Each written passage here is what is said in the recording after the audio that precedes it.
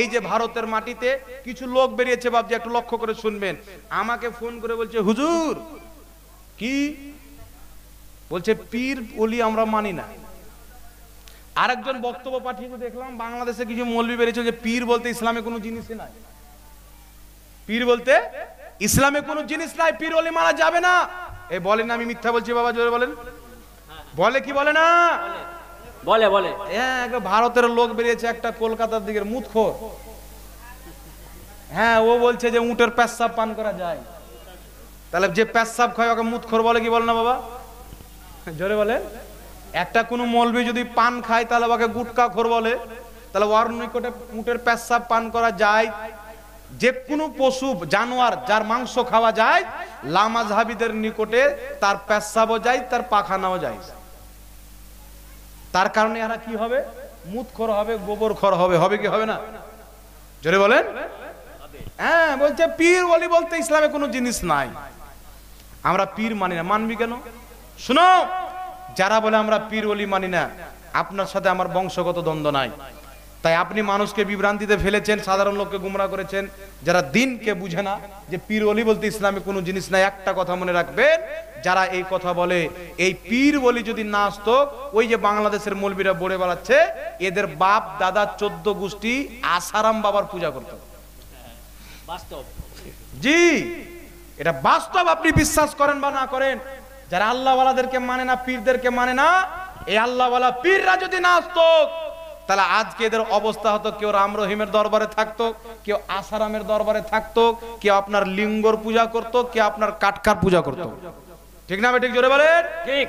খাজা মঈনুদ্দিন চিশতি রাহমাতুল্লাহ আলাইহির পূর্বে এই দেশের লোক মূর্তি পূজা করত, লিঙ্গ পূজা করত, পাথর পূজা করত। খাজা মঈনুদ্দিন চিশতি একজন হক্কানি পীর এসে একটা না দুটা না 90 লাখ মূর্তি পূজককে আল্লাহর পূজারি বানিয়েছেন। বলেন সুবহানাল্লাহ, সুবহানাল্লাহ। তাহলে বলেন তো বাবা, পীর ওলি মানতে হবে কি হবে না? জি। আর এই পীরদের নিয়ে আসা ইসলাম, পীরেরা চেহারাতে দাড়ি দিল, মাথাতে টুপি দিল, ইসলাম দিল, কুরআন হাদিস এনে দিল, আর এ বেটা বলছে পীর ওলি বলতে কোনো জিনিস নাই। তো তুই ইসলাম কি ইসরায়েল থেকে নিয়েছিস? আমেরিকা থেকে নিয়েছো? যাদের কাছে ইহুদি মতবাদ ওয়াহাবিজম আছে, এদের ইসলাম ওটা না যেটা আমার রাসূল খাজা মঈনুদ্দিন চিশতিকে দিয়ে পাঠিয়েছেন। একটু জোরে বলতে হবে সুবহানাল্লাহ বাবা। সুবহানাল্লাহ। আল্লাহওয়ালাদেরকে মানতে হবে, কারণ যে ব্যক্তি না মানবে, হাদিসটি বুখারী শরীফের মধ্যে। আর বুখারী বুখারী বলে অনেক লোক এ বলে না, বেগার ইশকে মোহাম্মদ जो पढ़ते हैं बुखारी आता है बुखार उसको नहीं आती बुखारी।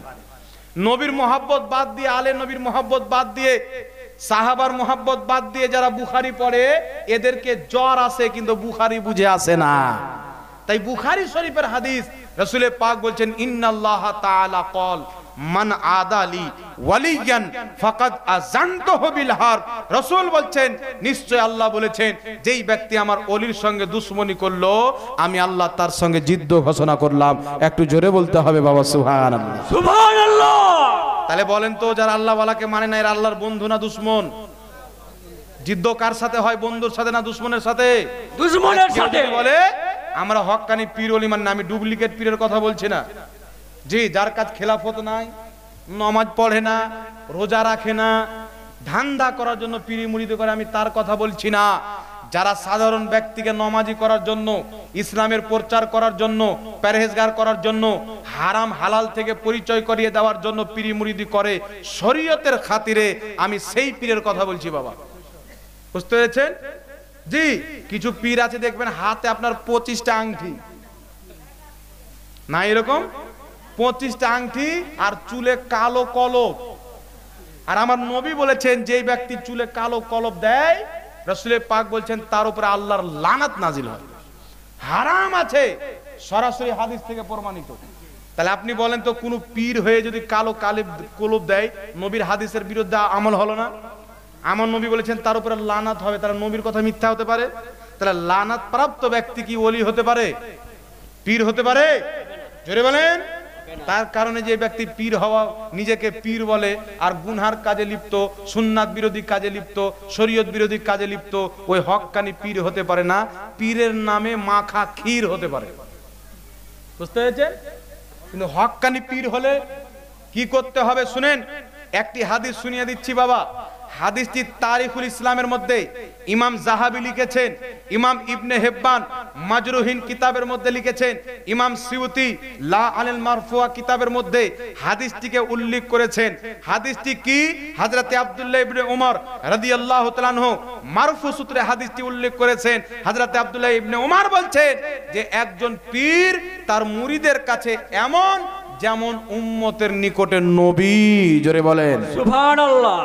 উম্মতের নিকটে যেমন নবী, একজন পীর তার মুরিদের নিকটে, মুর্শিদ তার মুরিদের নিকটে।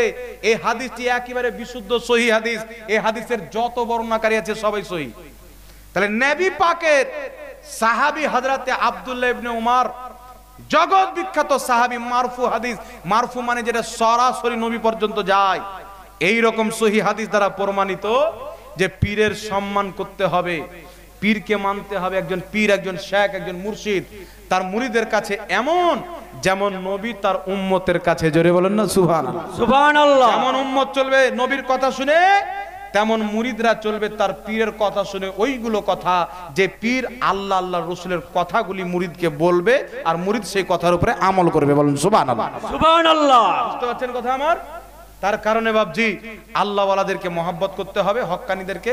যারা ভণ্ড, বেনামাজি, নামাজ পড়ে না, দিনের সাথে সম্পর্ক নাই, রোজা রাখে না, এদের থেকে নিজের ঈমানকে বাঁচিয়ে রাখতে হবে বাবা। বুঝতে পারছেন কথা আমার? অসুবিধা হয়নি তো? জি, আশা করি আপনারা মশলা বুঝতে পেরেছেন। আর একটি মশলা আপনাদের সম্মুখে ক্লিয়ার করি। মশলাটি হচ্ছে কায়াম। কিছু লোককে শিখিয়ে দেওয়া হয়েছে যে ইয়া নবী সালাম আলাইকা কোনো হাদিসে নাই। এই শিক্ষাটা দেওয়া হয়েছে না? জি। কিন্তু একটা কথা মনে রাখবেন, দুরুদ ও সালাম হাদিসে থাকা শর্ত না। দুরুদ সালাম হাদিসে থাকা শর্ত না। যেমন অনেক গাজাল উঠেছে না, অনেক রকমের গজল আছে না? আমি একটা গজল পড়লাম, ও মদিনার মাটিরে পড়লাম, কি বললাম না? আরো বিভিন্ন রকম গজল আছে, বাবা মানে হাজার মানে কিভাবে, বিভিন্ন রকমের নথ গজল হামদোসান আছে না? নাই? এগুলো হাদিসে আছে হ্যাঁ না? মৌলবীদের বানানো, শায়েরদের বানানো। তাহলে এগুলো পড়া যায় না, না যায়? বলেন পড়লে নেকি আছে না গুনাহ? একটি মশলা ভালো করে শুনেলেন, এটা উম্মতের ইজমাই মশলা। কি মশলা? সবাই ঐক্যমত সাহাবা থেকে নিয়ে দুরুদ এবং সালাম হাদিসে থাকা বাবা শর্ত না। কায়াম, সালাম এগুলো হাদিস আছে আমি বলছি, কিন্তু আগে এই মশলাটা শুনেলেন। কেউ যদি আপনাকে বলে ইয়া নবী সালাম আলাইকা কোনো হাদিসের কিতাবে নাই, এটা বলে আপনাকে গুমরাহ করছে। কারণ ইসলামে হাদিসে থাকা শর্ত না। হাদিসে থাকা কি না? শর্ত না। কেন না?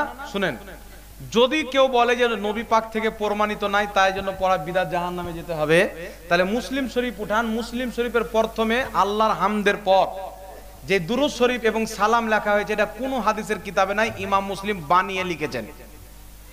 তাহলে ইমাম মুসলিমের উপরে জাহান্নামী হওয়ার, বিদাতি হওয়ার ফতোয়া দিবে? জি, জোরে বলেন, দিবে? কেউ দিতে পারবে না। তাহলে ইমাম বুখারী নিজের পক্ষ থেকে দুরূদ বানিয়ে যদি জাহান্নামী না হয়, ইমাম হয়ে যায় উম্মতে, হাদিসের ইমাম হয়ে যায়, তাহলে আমরা যদি তার দুরূদকে পড়ি, তাহলে আমরা গুনাহগার কি করে হব? জি। ইমাম গাজালি রাহমাতুল্লাহ আলাইহি আহইয়া উলুমিদ্দিন কিতাবের মধ্যে যে দুরূদটা লিখেছে, প্রথমে কোনো কিতাবের মধ্যে নাই। লা মাযহাবিদের গুরু ইবনে তাহমিয়া মাজমুয়া ফাতাওয়ার প্রথমে যে দুরূদ লিখেছে, সালাম লিখেছে, কোনো হাদিসের কিতাবে নাই। নাসিরউদ্দিন আলবানী নিজের কিতাব সিলসিলা আহাদিসে দঈফার মধ্যে যে দুরূদটা প্রথম লিখেছে, কোনো কিতাবের মধ্যে নাই। ইমাম বুখারী আল আদবুল মুফরাদে যে প্রথমে দুরূদটা লিখেছে, কোনো কিতাবের মধ্যে নাই। ইমাম তিরমিজি শরীফের মধ্যে যে দুরূদটা কিতাব লিখেছে প্রথম, ওই দুরূদটা কোনো কিতাবের মধ্যে নাই।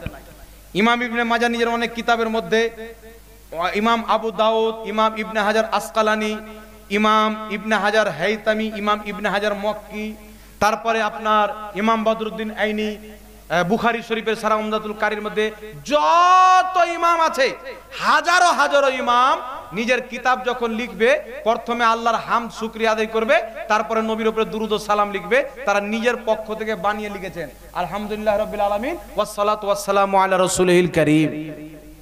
এই দুরূদ, এই সালামটা কোনো হাদিসে নাই, তারা নিজে বানিয়েছেন। তাহলে আপনি ফতোয়া দিবেন যে সমস্ত মুহাদ্দিস ইমাম জাহান্নামে? তাহলে মোল্লা পড়বে কার কিতাব? জি। জাহান্নামীর কিতাব পড়লে জান্নাতি হবে না জাহান্নামী হবে? জোরে বলেন। জি। জাহান্নামী হবে না? তাহলে এদের ফতোয়া অনুযায়ী সব বুখারী মুসলিম সব জাহান্নামে চলে গেছে, তাহলে বেটা বুখারী মুসলিম পড়ে কেন বলেন? জি, আর বুখারী যখন পড়ে তো প্রথমে খুতবাটা পড়ে কি পড়ে না? তাহলে ও জান্নাতি হলো? ও যখন উনি লিখে জাহান্নামী হবে, এ পড়ে জাহান্নামী হবে কি হবে না? জি, তাই খবরদার মুসলমান, এদের চক্রান্ততে পড়িয়েন না। কারণ দুরুদ উম্মতের ইজমা আছে, কারণ প্রত্যেক মুহাদ্দিসিন কোন না কোন দুরুদ নিজের পক্ষ থেকে বানিয়ে লিখেছেন।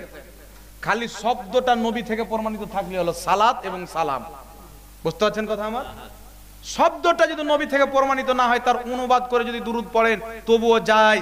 যেমন আমি এখনই বললাম না, লক্ষ লক্ষ কোটি বার অগণিত বার দুরুদ ও সালাম অবতীর্ণ হোক আমার নবী সাল্লাল্লাহু আলাইহি সাল্লামের উপরে। বললাম কি বললাম না? এটা দুরুদ সালাম হলো কি হলো না? এটা কোনো হাদিসে আছে? তাহলে এটার উপরে কোনো মৌলবি ফতোয়া দিয়েছে? কারণ ও মৌলবি নিজেও পড়ে, বলে না যে অগণিত বার নবীর উপরে দুরুদ ও সালাম হোক। পড়ে কি পড়ে না? একটু লক্ষ্য করে মশলাটা ক্লিয়ার করেন বাবা। পড়ে কি পড়ে না? পড়ে।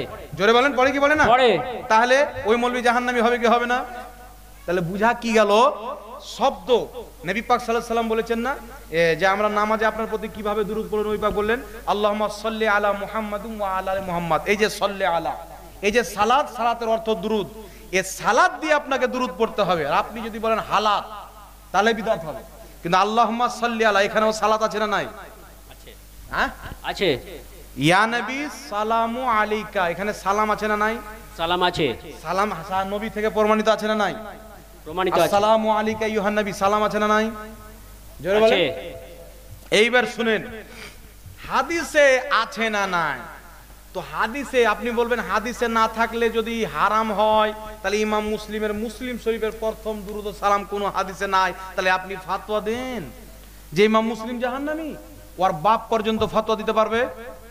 তখন মুনাফিকের মতন মুখটা গাঢ়া করে নেবে। তাই একটা জবাব শিখেলেন, কেউ যদি বলে ইয়া নবী সালাম আলাইকা কোনো হাদিসে নাই, আপনি বলবেন হাদিসে না থাকলে কি পড়া জায়েজ নাই? বলবেন না জায়েজ নাই।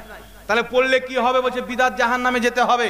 তাহলে আপনি বলবেন যে মুসলিম শরীফে ইমাম মুসলিম প্রথমে যে দুরূদটা লিখে খুতবার পর এটা কোনো হাদিসে নাই, তাহলে ফতোয়া দিয়ে ইমাম মুসলিম জাহান্নামী। তখন ও মুখ চুপিয়ে পালিয়ে যাবে। বুঝতে পারলেন? এদেরকে যতটুক শিক্ষা দেওয়া হয় ততটুক এদের মনে থাকে, বাকি আর কিছু মনে থাকে না। পারবে না তখন পালাবে। এইবার শুনেন বাবা, একটা বর্ধমানের পোল্ট্রি মুরগি বেরিয়েছে, গোপাল ভাঁড়। এ যখন স্টেজ আসবে তো ওর দেহ দেখে বুঝতে পারবেন না যে ও আসছে না ওর স্ত্রীকে পাঠাচ্ছে। একবারে ঢাল ঢোল শরীর, এ কত রকম ব্যঙ্গ করে আল্লাহ ওলিদের ব্যাপারে আমি বলে শেষ করতে পারবো না। জি, কি বলেছে যে বুখারী শরীফের হাদিস আসসালামু কাবলাল কালাম, কিন্তু হাদিসটি বুখারী না, হাদিসটি হচ্ছে তিরমিজির। মানে পড়ে বক্তব্য দিবে তেমনি তো কিতাবের নামটা সঠিক বলবে। হাদিস আছে তিরমিজি, তার নাম বলছে বুখারীর। তাহলে ওই মৌলবি পড়ে বক্তব্য দেন, শুনে জোরে বলেন, শুনে আসসালামু কাবলাল কালাম।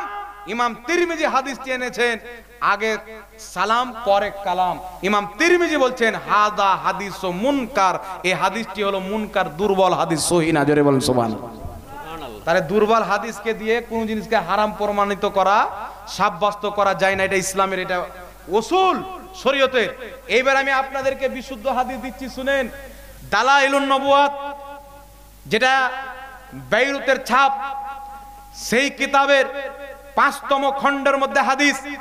একজন ব্যক্তি এসে আমার আপনার নবীকে সালাম দিচ্ছেন, ইয়া রাসূলুল্লাহি আসসালামু আলাইকা। জোরে বলেন সুবহানাল্লাহ। সুবহানাল্লাহ। আগে ইয়া রাসূলুল্লাহ, পরে সালাম। আমার নবী বললেন না যে তুমি ভুল করেছো, আমার নবী উত্তর দিয়ে এটাকে হাদিস বানিয়ে নিলেন যে কিয়ামত পর্যন্ত কেউ আগে সালাম দিয়ে আমার নাম নিলেও যায়, আগে নাম দিয়ে পরে সালাম নিলেও যায়। জোরে বলেন সুবহানাল্লাহ। সুবহানাল্লাহ। এখন এখানে একটা মাসলা শিখেন বাবজি, আর একটা হাদিস শুনে দিই, শুনেন। আজ থেকে 1000 বছর পূর্বের কিতাব শারফে মুস্তাফার মধ্যে হাদিস এবং তারিখে জুরজানের মধ্যে হাদিস। জিবরিল আমিন আলাইহিস সালাতু ওয়াস সালামের পূর্বে মালকুল মউত অবতীর্ণ হলেন, আমার নবীর দরবারে এসে বলছেন, ইয়া রাসূলুল্লাহ, আল্লাহর হুকুমে আপনার আত্মা কবজ করতে এসেছি, আপনি যদি অনুমতি দেন আপনার আত্মা কবজ করব, যদি অনুমতি না দেন তো করব না। এমনি সময় জিবরিল আমিন এসে বলছেন, ইয়া মুহাম্মদ আলাইকাস সালাম। জোরে বলেন সুবহানাল্লাহ। সুবহানাল্লাহ। জিবরিল আমিন, যিনি আল্লাহর কাছ থেকে কুরআন ওহী নিয়ে আমার নবী পর্যন্ত এসেছেন, সাইয়্যিদুল মালায়েকা, ফেরেশতাদের সরদার, বলছেন ইয়া মুহাম্মদ আলাইকাস সালাম। তাহলে আপনারা বলেন আমার নবী এটা যদি ভুল হতো, আগে ইয়া নবী বলে পরে সালাম দেওয়া, ইয়া মুহাম্মদ বলে পরে সালাম দেওয়া, ইয়া হাবিব বলে পরে সালাম দেওয়া, তাহলে আমার নবী বলতেন জিবরিল এইভাবে সালাম করিও না, এটা ভুল। তো আমার আপনার নবী ভুল না বলে উত্তর দিলেন ওয়া আলাইকুমুস সালাম, উত্তর দিয়ে নবী হাদিস বানিয়ে নিলেন যে কিয়ামত পর্যন্ত আগে ইয়া মুহাম্মদ পরে সালাম পাঠ করা আমার হাদিস মোতাবিক, আগে ইয়া নবী পরে সালাম পাঠ করা আমার হাদিস মোতাবিক, আগে ইয়া হাবিব পরে সালাম পাঠ করা আমি মুস্তাফার হাদিস মোতাবিক। জোরে বলেন সুবহানাল্লাহ। সুবহানাল্লাহ। আজ থেকে 1250 বছর পূর্বের লেখা কিতাব, লেখকের নাম ইমাম সামারকান্দি রাহমাতুল্লাহ আলাইহি, যিনাকে সবাই মানে বাবা। নিজের কিতাব আত-তানবিহুল গাফিলিন বিআহাদিসে সাইয়্যিদুল মুরসালিন, এই কিতাবে তাশাহুদের বয়ান করতে গিয়ে বলছেন আসসালামু আলাইকা আইয়ুহান নবী, ইয়ানি ইয়া মুহাম্মদ আলাইকাস সালাম। তিনি বলছেন আমরা যে নামাজে পাঠ করি আসসালামু আলাইকা আইয়ুহান নবী, এর অর্থই হলো ইয়া মুহাম্মদ আলাইকাস সালাম, ইয়া নবী সালামু আলাইকা। জোরে বলেন সুবহানাল্লাহ। সুবহানাল্লাহ। তার আগে নাম নিয়ে পরে সালাম আছে না নাই বাবা? মৌলবি আপনাকে ধোকা দেয়। বাংলাদেশে একটা কাজ্জাব বিন ইহুদি নাম বললাম না, ওর একটা বড় ছেলে আছে, শয়তানের বেটা, কি আর ভালো হয়? এ বলছে যে ইয়া নবী মানে এই মোহাম্মদ, এই মোহাম্মদ। আচ্ছা বলেন তো হযরত, ইয়া নবী মানে এই মোহাম্মদ দুনিয়ার কোন কিতাবে আছে? জি, এখন মোবাইলে বলে দিবেন গুগল, আরবি লিখবেন, বাংলা দেখিয়ে দিবেন, লিখেন তো আপনি ইয়া নবী কি আসছে। আমি বলছি শুনেন, কোরআন পাকে ইয়া আইয়ুহান নবী আছে না নাই? জোরে বলেন। আছে। নামাজের মধ্যে আসসালামু আলাইকা আইয়ুহান নবী আছে না নাই? আছে। আইয়ুহান নবী লেখেন ওর বাংলা আসবে হে নবী। ইয়া আইয়ুহান নবী লেখেন ওর বাংলা আসবে হে নবী। ইয়া নবী লেখেন ওর বাংলা আসবে হে নবী, কারণ তিনটা শব্দ এক। বলেন সুবহানাল্লাহ। সুবহানাল্লাহ। ইয়া আইয়ুহান নবী বলা, ইয়া আইয়ুহান নবী বলা, ইয়া নবী বলা, আইয়ুহান নবী বলা, তিনটাই হচ্ছে জায়েদ এবং তিনটা শব্দের অর্থ একই। জোরে বলেন সুবহানাল্লাহ। সুবহানাল্লাহ। কিন্তু ইয়া নবী মানে এ মুহাম্মদ, এ মুহাম্মদ, লানাতুল্লাহি আলাল কাযিবিন, এই রকম মিথ্যুকের প্রতি আল্লাহর লানাত। আর এই যে কলকাতার ভেড়া মূর্খ মুতখোর, এ পেশাবখোর বলছে যে ইয়া নবী বলা মানে নবীকে তো অপমান করা। আল্লাহ কোরআনে কত সুন্দর বলেছে ইয়া আইয়ুহান নবী, হে সম্মানিত নবী। বলে নাউজুবিল্লাহ। ইয়া আইয়ুহান নবী মানে হে সম্মানিত নবী নয়। আমাদের নবী সম্মানিত, এতে কোনো সন্দেহ আছে? আমাদের নবীর জুতোকে আমরা মাথার তাজ মনে করি। আমরা এটা পর্যন্ত গজলে বলি নবী পাকের জুতা মোবারক আরশে আজিমের তাজ। তাহলে নবীর কত সম্মান করি আমরা বাবা। তাহলে বলেন, কিন্তু কোরআন পাকের অর্থ চেঞ্জ করে নবীকে সম্মান দেওয়া জায়েজ আছে? বলছে ইয়া আইয়ুহান নবী মানে হে সম্মানিত নবী, কিয়ামত পর্যন্ত ওই গুদর মুন্সির বাপ পর্যন্ত দেখাতে পারবে না। কারণ ইয়া আইয়ুহান নবীর মানে হে সম্মানিত নবী না, ইয়া আইয়ুহান নবীর অর্থ হচ্ছে হে নবী। জোরে বলেন সুবহানাল্লাহ। সুবহানাল্লাহ। যে কোনো ডিকশনারি দেখেন, কোরআন পাকের বাংলা অনুবাদ দেখেন, প্রত্যেক কিতাবের মধ্যে আপনি পেয়ে যাবেন। তাই জিবরিল আলাইহিস সালাম আমার নবীকে স্বয়ং ইয়া মুহাম্মদ বলে পরে সালাম দিয়েছেন। তো বুঝা গেল আগে ইয়া মুহাম্মদ, ইয়া নবী, ইয়া রাসূল, ইয়া হাবিব বলে নবী পাককে সালাম দেওয়া, এটা জিবরিল আলাইহিস সালাম থেকে নবীর হাদিস থেকে প্রমাণিত। বলেন সুবহানাল্লাহ। সুবহানাল্লাহ। দালাইলুন নবুওয়াতের ৫ম খণ্ডের হাদিস থেকে প্রমাণিত, তারিখে জুরজানের হাদিস থেকে প্রমাণিত, আল মাবসুতের হাদিস থেকে প্রমাণিত, অনেক কিতাবের মধ্যে হাদিস আছে। তাই ইয়া নবী সালামু আলাইকা পাঠ করা এর অর্থ হচ্ছে হে নবী আপনার প্রতি সালাম 100% জায়েজ এবং বৈধ। জয় বলেন সুবহানাল্লাহ। সুবহানাল্লাহ। এখন শুনেন, একটু লক্ষ্য করে শুনেন বাবা। বাংলাদেশে কিছু লোক বেরিয়েছে, একটা মৌলবি বলছে যে নামাজে আমরা নবীকে বসে সালাম দিই না। কথা বলেন, নামাজে বসে সালাম দিই কি দিনা বাবা? এই আপনারা শুনছেন না, আমার বলাই হচ্ছে। শুনছি শুনছি। একবার জোরে বলেন তো সুবহানাল্লাহ। সুবহানাল্লাহ। জোরে বলেন তো ইয়া রাসূলুল্লাহ। ইয়া রাসূলুল্লাহ। মাশাআল্লাহ, অরিজিনালি শুনছেন। জি। বাংলাদেশের মৌলবি বলছে যে আমরা নবী পাককে বসে সালাম দিই নামাজে, কেরাত করব দাঁড়িয়ে, সুবহানা রাব্বিয়াল আযীম পড়বো রুকুতে গিয়ে, সুবহানা রাব্বিয়াল আলা বলবো সাজদাতে গিয়ে, যখন বসবো তখন বলবো আসসালামু আলাইকা আইয়ুহান নবী। তো সর্বশ্রেষ্ঠ ইবাদত নামাজ, এই নামাজের নবীকে বসে সালাম দিই, তাহলে তোমরা যে নামাজের বাইরে দাঁড়িয়ে নবীকে সালাম দাও, তো এটা বিদআত হলো কি হলো না? নামাজে বসে সালাম শিখিয়েছে আল্লাহ আল্লাহ রাসূল, আর তুমি নিজের বাপ দাদার তরিকা বানিয়ে বাইরে দাঁড়িয়ে সালাম দিচ্ছ, তাহলে এটা বিদআত হলো কি হলো না? তো ওই মৌলবীকে আমি একটাই জবাব দিয়েছি আর আজকে দিয়ে দিচ্ছি, ওই মৌলবীর বাপ যখন মরবে জানাজার নামাজটা বসে হবে না দাঁড়িয়ে? আল্লাহুম্মা সাল্লি আলা মুহাম্মাদিন ওয়া আলা আলি মুহাম্মাদ কামা সাল্লাইতা আলা ইব্রাহিম ওয়া আলা আলি ইব্রাহিম ইন্নাকা হামিদুম মাজিদ, বসে হবে না দাঁড়িয়ে? আসসালামু আলাইকুম রাহমাতুল্লাহ, আসসালামু আলাইকুম রাহমাতুল্লাহ, বসে না দাঁড়িয়ে? সম্মিলিত ভাবে না একা একই? সম্মিলিত ভাবে না একা একই? সম্মিলিত ভাবে। জি। তাহলে এই মৌলবীর 5 ওয়াক্তের নামাজ মনে আছে, জানাজার নামাজ বলে ভুলে গেছে। মানে 5 ওয়াক্তের নামাজ তো রোজ হয়, জি, আর নামাজের জানাজা কখনো কখনো হয়, তাই নামাজের জানাজা ভুলে গেছে। 5 ওয়াক্তের নামাজে বসে সালাম দিই, কারণ নবীকে বসে সালাম দেওয়া যায়। জানাজাতে দাঁড়িয়ে দুরূদ ও সালাম পড়ি, কারণ দাঁড়িয়ে সালাম দেওয়াও যায়। জোরে বলতে হবে সুবহানাল্লাহ। সুবহানাল্লাহ। তার কারণে 550 বছর পূর্বে কমবেশ ইমাম ইবনে হাজার আসকালানি, সকলের গ্রহণযোগ্য ইমাম, লক্ষ লক্ষ হাদিসের হাফিজ, নিজের কিতাব মৌলুদে কবিরের মধ্যে লিখেছেন যে প্রত্যেক উলামায়ে কেরামের ইজমা আছে যে মিলাদের কায়াম করা মুস্তাহাসান এবং মুস্তাহাব। জোরে বলুন সুবহানাল্লাহ। সুবহানাল্লাহ। ইমাম হালবি রাহমাতুল্লাহ আলাইহি নিজের কিতাব সিরাতে হালবিয়ার মধ্যে লিখেছেন যে মিলাদের কায়াম করা মুস্তাহাব। তার কারণে ভারতের মাটিতে সর্বপ্রথম যিনি ইলমে হাদিস নিয়ে এসেছেন, জগৎ বিখ্যাত মুহাদ্দিস ও ইমাম আব্দুল হক মুহাদ্দিস দেহলভি আল বুখারী রাহমাতুল্লাহ আলাইহি নিজের কিতাব আখবারুল আখয়ারের 634 পৃষ্ঠার মধ্যে স্পষ্ট বলেছেন, দাঁড়িয়ে নবী পাককে ইয়া নবী সালামু আলাইকা পাঠ করা, তিনি বলছেন নেকির কাজ, এর ওসিলা দিয়ে দোয়া করলে তার দোয়া 100% কবুল হয়। জোরে বলেন সুবহানাল্লাহ। ফাতোয়া মুহাদ্দিসিনদের মানবেন না, আজকের গাঁজাখোরদের মানবেন? যেই মৌলবী বলছে চলবে না, ও কটা হাদিস জানে বাবা? জি, ও মৌলবীর পেটে লাত মারেন 500টা হাদিস শোনাতে পারবে। আর আমি যেইগুলো ইমামের হাওয়ালা দিলাম, কেউ 2.5 লক্ষ হাদিসের হাফিজ। ইমাম আব্দুল হক মুহাদ্দিস দেহলভি 1.25 লক্ষ বা 1.5 লক্ষ হাদিসের হাফিজ। ইমাম হালবি লক্ষ লক্ষ হাদিসের হাফিজ। ইমাম ইবনে হাজার আসকালানি 2 থেকে 2.5 লক্ষ হাদিসের হাফিজ। এ লক্ষ লক্ষ হাদিস সনদ সহ মুখস্থি রাখনেওয়ালা, আসমা ও রেজালের কিতাব লিখনেওয়ালা বড় বড় ইমাম বলছে মুস্তাহাব মুস্তাহাসান, সওয়াবের কাজ নেকির কাজে গারদুল্লাহ মানুষকে বেরিয়ে বলছে বিদআত। চিন্তা করে, একটা লোক আমাকে ফোন করেছিল যে মিলাদুন নবীর মাহফিল করা নিকৃষ্ট বিদআত। কেন? নবী করেনি, সাহাবী করেনি। তো আমি তাকে বললাম, নবী না করলে, সাহাবা না করলে করা যাবে না, দলিল কি? বলছে নবী পাক বলেছেন হাদিসটি বুখারীর মধ্যে যে যেই আমল আমার থেকে প্রমাণিত নাই ওই আমল হচ্ছে পরিত্যাজ্য। আমি বললাম হাদিসটির ব্যাখ্যা বলো তো। বলছে ব্যাখ্যা জানি না, আমরা সরাসরি হাদিস মানি। আমি এই জন্য তো গুমরাহ হও। ইমাম নববী কি ব্যাখ্যা করেছেন পড়ো শারহে মুসলিমের মধ্যে, যেই ব্যক্তি নবী পাক থেকে প্রমাণিত নাই ওই আমলটি হচ্ছে পরিত্যাজ্য।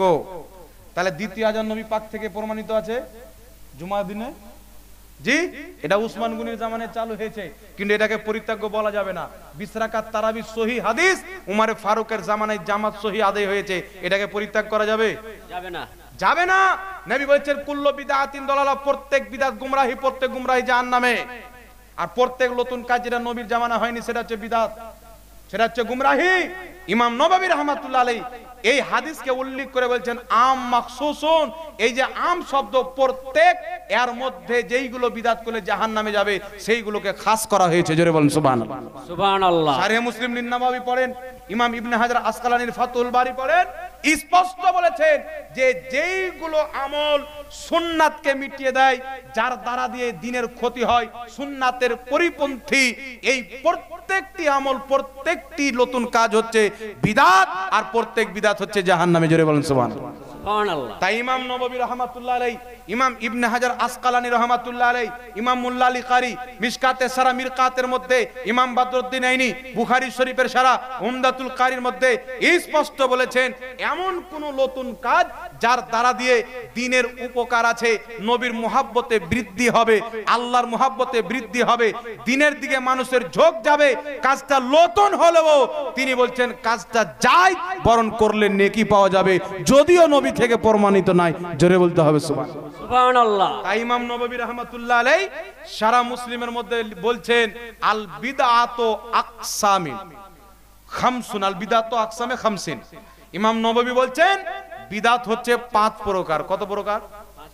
বিদাত কত প্রকার? 5 প্রকার। ইমাম নবী বলছেন 5 প্রকার। আল বিদাত ওয়াজিবা, একটি হচ্ছে ওয়াজিবা, ওয়া মানদুহাতুন, একটি হচ্ছে মামদুহা, ওয়া মাকরুহাতুন, একটি হচ্ছে মাকরু, ওয়া মুবাহান, একটি হচ্ছে মুবাহাতুন, একটি হচ্ছে মুবাহ, ওয়া মুস্তাহাব্বুন, একটি হচ্ছে মুস্তাহাব। জোরে বলেন সুবহানাল্লাহ। সুবহানাল্লাহ। একটি ওয়াজিব, একটি মুস্তাহাব, একটি মাকরু, একটি মুহাররামাতুন হারাম, একটি মুবাহ। একটি বিদাত করা হারাম, একটি বিদাত করা মাকরু, একটি বিদাত করা জায়েজ, একটি বিদাত করা মুস্তাহাব, একটি বিদাত করা ওয়াজিব। কুরআন এবং হাদিসকে আরবি ইবারত সহ পড়ার জন্য, বুঝার জন্য ইলমে নহ, ইলমে সারাফ, এটি পড়া হচ্ছে বিদাতে ওয়াজিবা। জোরে বলেন সুবহানাল্লাহ। সুবহানাল্লাহ। ইলমে নহ, ইলমে সারাফ সাহাবায়ে কিরামের জামানায় পড়ানো হতো না, নবীর জামানায় পড়ানো হতো না। এখন আরবি ইবারত পড়ার জন্য নহ সারাফ পড়া কিন্তু বাবা ওয়াজিব, জরুরি। তার কারণে এই বিদাতের উপর আমল করা ওয়াজিব, একে বলা হয় বিদাতে ওয়াজিবা। জোরে বলেন না সুবহানাল্লাহ। সুবহানাল্লাহ। ইমামগণ, মুহাদ্দিসিনগণ যে ব্যাখ্যা করেছেন, এমন কি যে সাহাবা যে ব্যাখ্যা করেছেন, বিদাত ভালো হয়, বিদাত খারাপও হয়। আরেকটি হাদিস শুনেলেন, হাদিসটি বুখারী শরীফের মধ্যে। উমারে ফারুক রাদিয়াল্লাহু তাআলা আনহু বেরিয়ে মসজিদের দিকে গেলেন, দেখছেন মানুষ দুটা এদিকে নামাজ পড়ছেন। হযরত উমারে ফারুক উবাই বিন কাবকে অনুমতি দিলেন, জামাতের সহিত তারা নামাজ আদায় করলেন। বুখারী শরীফের সারা উমদাতুল কারির মধ্যে লেখা আছে, ওই নামাজটা উবাই বিন কাব 20 রাকাত পড়িয়েছিলেন। জোরে বলেন সুবহানাল্লাহ। সুবহানাল্লাহ। আমার দিকে দেখছেন তো আপনারা? একটু জোরে বলেন তো সুবহানাল্লাহ। সুবহানাল্লাহ। যা বুঝতে পারলাম আপনাদের ব্যাটারির চার্জ শেষ হয়ে গেছে, তো শেষ করে দেবো নাকি? জি, তো একটু শুনেলেন, হাজরাতে উবাই বিন কাবকে ইমাম বানিয়ে তারাবির নামাজ পড়ানো হলো, কমপ্লিট করা হলো। এই আমার দিকে দেখেন না আপনারা, এদিক ওদিক কেন করছেন বলেন তো? আমার দিকে তাকান, বা মাত্র কয়েক মিনিট আছে, শুনেলেন তো। 20 রাকাত তারাবির নামাজ আদায় করা হলো। বুখারী শরীফের হাদিস। উমারে ফারুক রাদিয়াল্লাহু তাআলা আনহু বলছেন, নিমাল বিদআতু হাদিহি, আমরা কত সুন্দর বিদআত চালু করেছি। জোরে বলেন সুবহানাল্লাহ। সুবহানাল্লাহ। তাহলে হযরত উমারে ফারুক বলছেন সুন্দর বিদআত, বুখারীর হাদিস। তাহলে বুখারীর হাদিস মানা চলবে কি চলবে না? চলবে। জোরে বলেন। তাহলে সাহাবার মতে, বুখারী শরীফের সহিহ হাদিসের মতে বিদআত ভালো হয়। কি হয়? ভালো হয়। বিদআত ভালো হয়। তাই মুসলিম শরীফের হাদিস, ইবনে মাজাহ শরীফের হাদিস, মিশকাত শরীফের হাদিস, মান সান্না ফিল ইসলামে সুন্নাতান হাসানাতান ফালাহু আজরুহা।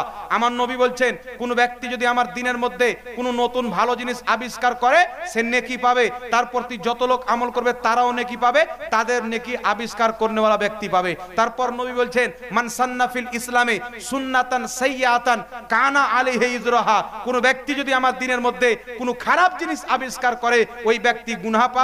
তার প্রতি যত লোক আমল করবে সবাই গুনাহ পাবে, সবারই গুনাহ আবিষ্কার করনেওয়ালা ব্যক্তির উপরে হবে। এই হাদিস দ্বারা স্পষ্ট ভাবে প্রমাণিত। এই হাদিসকে ইমাম ইবনে আবিদিন শামী ফতোয়া শামীর মধ্যে, রাদ্দুল মুহতারের মধ্যে উল্লেখ করে বলেছেন, উলামায়ে কেরাম, ইমাম মুহাদ্দিসিন, ফুকাহায়ে কেরাম এই হাদিসের ব্যাখ্যা করেছেন।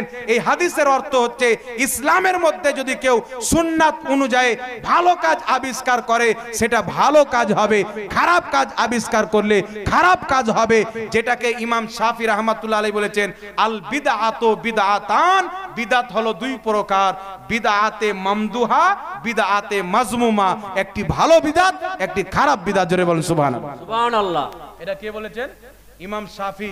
ইনার ফতোয়াকে, ইমান বক্তব্যকে ইমাম ইবনে হাজার আসকালানী বুখারী শরীফের সারা ফাতুহুল বারীর মধ্যে লিখেছেন, আল বিদআতু বিদআতান। আচ্ছা বলেন তো, বিদআত সম্পর্কে ইমাম শাফি বেশি বুঝতেন না আজকের কাটমুনসিরা বেশি বুঝে? জি, কথা বলেন। ইমাম শাফি রাহমাতুল্লাহ আলাইহি বেশি বুঝতেন, ইমাম নববী বেশি বুঝতেন, ইমাম মুল্লা আলী কারি বেশি বুঝতেন, ইমাম বাদরুদ্দিন আইনি বেশি বুঝতেন, ইমাম ইবনে হাজার আসকালানী বেশি বুঝতেন না আজকের কাটমুনসিরা বেশি বুঝে? একটু জোরে বলেন তো, জোরে বলেন। তিনারা বেশি বুঝতেন। তাই তিনাদের মতে চলতে হবে বাবা, ইমান বাঁচবে। যখন তখন কোনো গার্দুল্লাহ বেরিয়ে ফতোয়া দিয়ে দিল চলবে না। হানাফি মাযহাবের কিতাব ফতোয়া স্বামী পড়েন, তাতীয় বিদাতের 5 প্রকার বয়ান করা হয়েছে। বিদাতে ওয়াজিবা, বিদাতে মাকরুহা, বিদাতে মুবাহ, বিদাতে মুস্তাহাব্বা, বিদাতে মুহাররামা। 5 বিদাতের 5 প্রকার। খালি বিদাত বিদাত বললে হয় না, বিদাত করা ওয়াজিব। প্রত্যেক মাদ্রাসায় ইলমে নহ, ইলমে সার পড়ানো হয় কি হয় না? মিজান পড়ানো হয়, নহমির পড়ানো হয়, ইলমুস, তারপর আপনার ওই কিতাবটার নাম কি, হেদায়েতুন নূহ পড়ানো হয়, কাফিয়া পড়ানো হয়, হয় কি হয় না? এই সব তো বিদাত। কিন্তু ইলমে দ্বীন শিখার জন্য, কোরআন হাদিসকে বোঝার জন্য এইগুলো বিদাত করা ওয়াজিব। তাই এটাকে বলা হয় বিদাতে ওয়াজিবা। জয় বল সুবহানাল্লাহ। যেমন মসজিদে মেহরাব হয় কি হয় না? মেহরাব আমার নবীর জামানায় ছিল না, মেহরাব সাহাবার জামানায় ছিল না। সর্বপ্রথম মসজিদে যিনি মেহরাব বানিয়েছেন তিনার নাম উমর বিন আব্দুল আজিজ। উমর বিন আব্দুল আজিজ রহমাতুল্লাহ আলাইহি, ইনি হচ্ছেন তাবেঈ সাহাবী না? বলেন সুবহানাল্লাহ। তাহলে তাবেঈর জামানাতে কি তৈরি হয়েছে? মেহরাব তৈরি হয়েছে। এখন প্রত্যেক মসজিদে মেহরাব আছে না নাই? এটাও তো বিদআত, কিন্তু এটা হচ্ছে বিদআতে মুস্তাহাব্বা, ভালো বিদআত, মুস্তাহাব বিদআত। বলেন সুবহানাল্লাহ। জি, কুরআন পাক আমার নবীর জামানায় ছিল না। আর বিদআত কাকে বলে? আল বিদআতু কুল্লু শাইইন উমিলা আলা গায়রি মিসালিন সাবাকিন সাবিকিন ফি শারঈ ইহদাসু মা লাম ইয়াকুন ফি আহাদে রাসূলিল্লাহ সাল্লাল্লাহু আলাইহি ওয়াসাল্লাম। বিদআত ওই জিনিসকে বলা হয় যেটা নবীর জামানায় ছিল না, এখন আছে, তাকে বলা হয় বিদআত। তারপরে যা হয়েছে এগুলোকে বলা হয় বিদআত। বুখারী ছিল না, মুসলিম ছিল না, আবু দাউদ ছিল না, ছিল নবীর জামানায় ছিল। তাহলে এগুলো তো বিদআত, কিন্তু এগুলো বিদআত ভালো না খারাপ? ভালো, কারণ এই বিদআতের মাধ্যমে দ্বীনের উপকার হয়েছে, ক্ষতি হয়নি। মিলাদ কিয়াম এইরূপ ভাবে যদি নবীর জামানায় ছিল না, তবু এটাতে দ্বীনের উপকার হয়েছে, ক্ষতি হয়নি। কেন? যারা মিলাদ কিয়াম করে তারা জীবনে নবীর গুস্তাখি করে না। যারা মিলাদ কিয়াম ছেড়ে দিয়েছে তারাই বলে নবী গায়েব জানতো না, নবী কিয়ামতে ভ্যাল ভ্যাল করে তাকিয়ে থাকবে, নবীর মা বাপ জাহান্নামীরা। কারা বলে? যারা মিলাদ কিয়াম করে না। তাহলে মিলাদ কিয়াম করার কারণে ঈমান বাঁচলো কি বাঁচলো না? জোরে বলেন। নবীর গুস্তাখি থেকে বাঁচলাম কি বাঁচলাম না?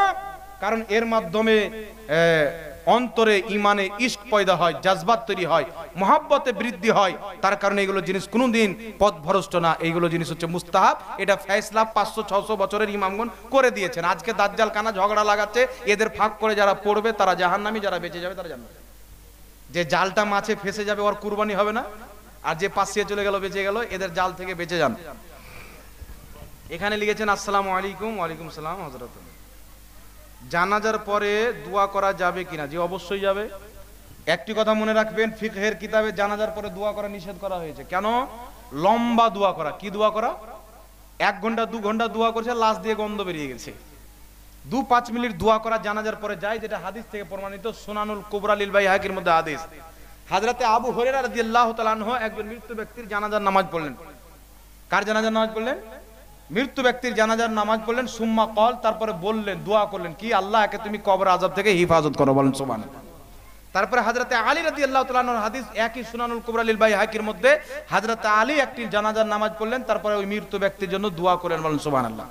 তার কারণে জানাজার নামাজের পরে দোয়া করা যায়। থাকলো সবাই মিলে দোয়া করা, এটাও হাদিসের আলোতে যায়।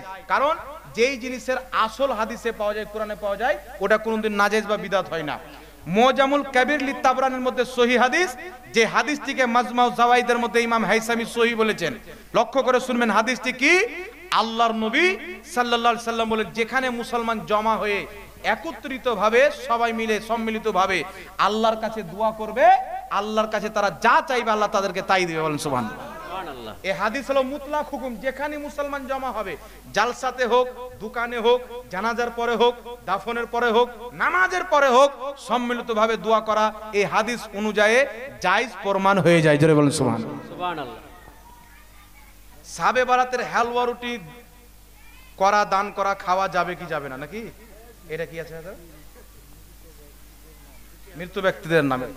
শুনেন, আল হাবিলিল ফাতাওয়ার মধ্যে ইমাম জালালউদ্দিন সুয়ুতি লিখেছেন, হিলিয়াতুল আউলিয়ার মধ্যে 950 বছর পূর্বে ইমাম আবু নঈম আসবাহানী রাহমাতুল্লাহ আলাইহি হাদিসটি নিয়েছেন। ইমাম ইবনে রজব হাম্মালি রাহমাতুল্লাহ আলাইহি আহওয়ালুল কুবুরের মধ্যে হাদিসটি নিয়েছেন। আর ইমাম সুয়ুতি হাদিসটিকে বিশুদ্ধ বলেছেন। হাদিসটি কি? বর্ণনাকারী হযরতে তাউস রাহমাতুল্লাহ আলাইহি, হাদিসের সমস্ত বর্ণনাকারী বিশুদ্ধ এবং সহিহ। হাদিসটি কি? ইন্নাল মাউতা ইয়াফতানুনা ফি কুবুরিহিম সাবআ ফাকানু ইস্তাহিব্বুনা আইয়াতআমা আনহুম তিলকাল আইয়াম। হযরতে তাউস রাহমাতুল্লাহ আলাইহি বলেন, আমাদের যুগে, তাবিদের যুগে, সাহাবীদের যুগে যখন কোনো ব্যক্তি মারা যেত, আমাদের ধারণা ছিল 7 দিন পর্যন্ত মৃত্যু ব্যক্তি কবরে অসুবিধায় থাকে।